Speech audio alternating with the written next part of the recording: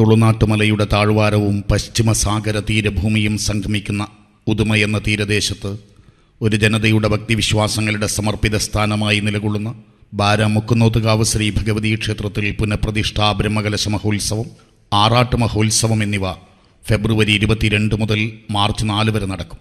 ഫെബ്രുവരി 27 പുനഃപ്രതിഷ്ഠ.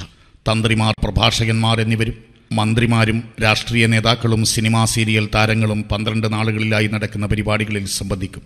Mega show, നാടകം, മറ്റ് കലാപരിപാടികൾ, മെഗാ തിരുവാതിര എന്നിവ ദൃശ്യശ്രാവ്യാത്ഭുതങ്ങളായി വേദിയിൽ പെയ്തിറങ്ങും.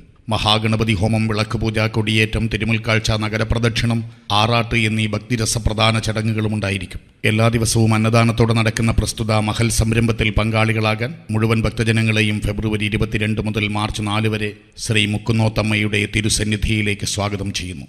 ഏപ്രിൽ 29, 30 തീയതികളിൽ മീത്തലേക്കാവിൽ തെയ്യക്കോലങ്ങൾ ഉറഞ്ഞാടും.